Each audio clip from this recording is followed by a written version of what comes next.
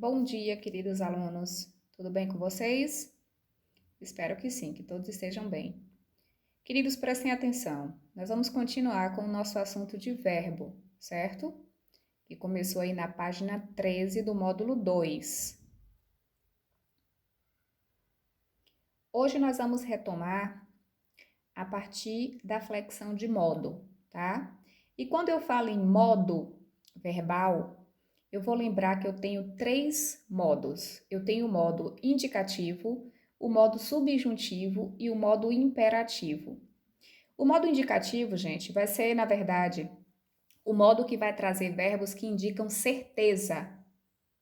Exemplos aí: amo, pulei, colocarei. São verbos que automaticamente indicam certeza. Eu amo alguém, eu pulei, eu colocarei. Então, independente do tempo, eu dou certeza de que a coisa aconteceu, acontece ou ainda acontecerá, tá? O subjuntivo é um modo que vai indicar uma ideia hipotética. Como assim? Vai haver uma incerteza. A coisa poderá ou não acontecer. Aí eu coloquei 3 exemplos aí, ó. Se eu amasse, se eu pular, pode ser que eu caia. Se eu colocasse, então vai haver uma condição para a coisa acontecer. É uma ideia hipotética. Ela poderá ou não acontecer, tá? Há uma incerteza aí. E o modo imperativo vai ser aquele que vai indicar uma ordem, um pedido ou um desejo.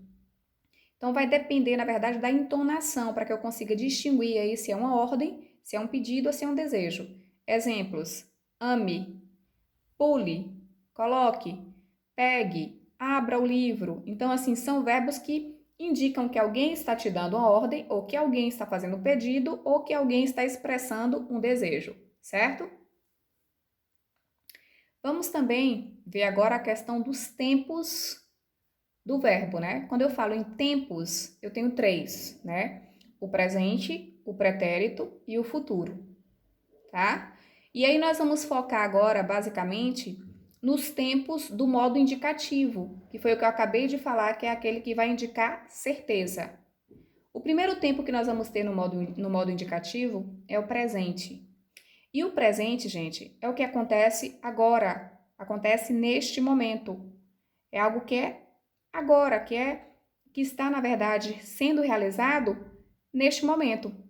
Então, exemplos: amo, eu amo, ele vende, ele é lindo, ele é inteligente. Então, são coisas que estarão relacionadas a algo que é do momento, que é atual, que acontece neste exato momento, tá?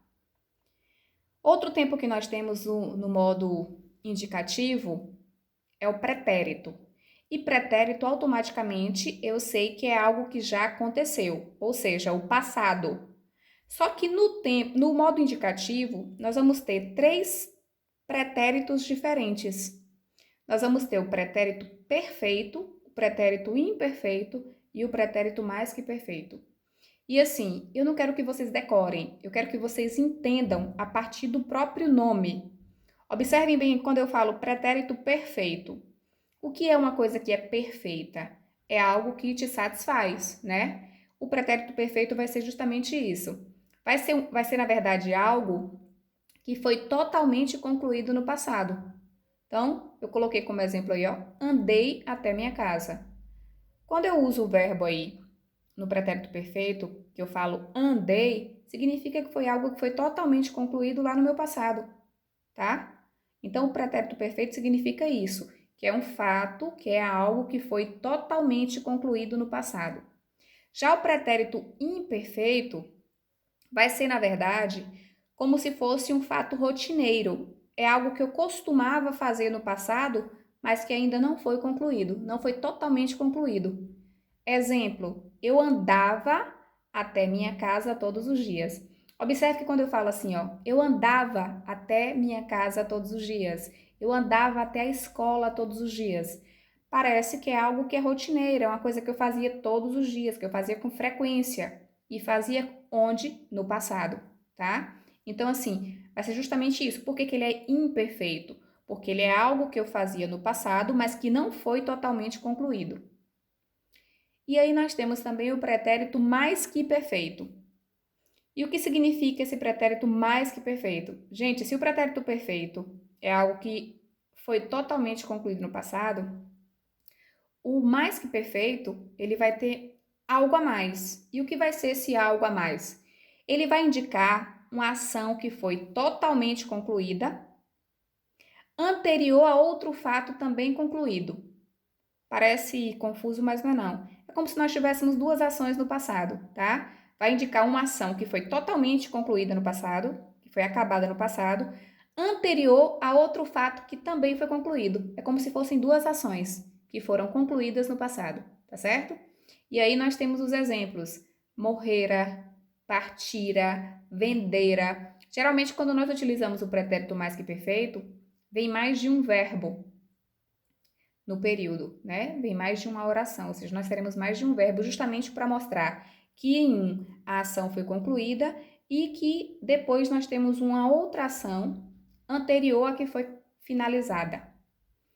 Gente, não confunda, porque o pretérito mais que perfeito, ele modifica do futuro apenas por causa de um acento.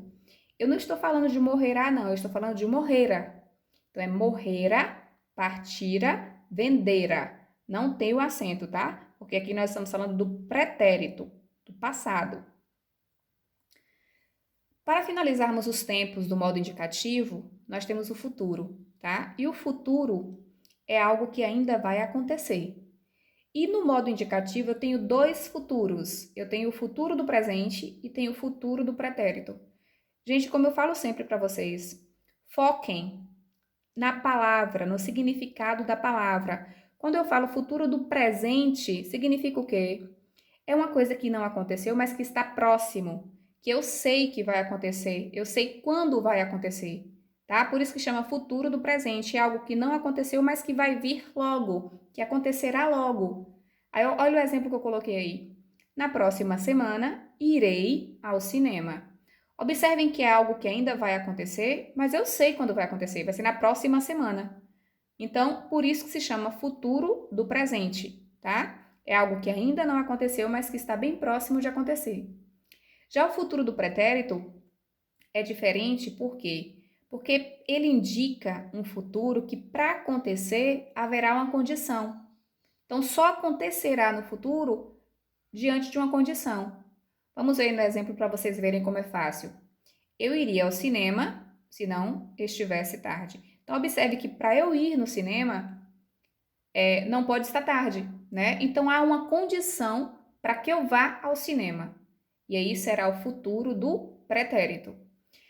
Sempre tentem associar o nome do tempo ao seu significado, porque aí vocês vão aprender de fato. E quando vocês aprendem, vocês não esquecem mais.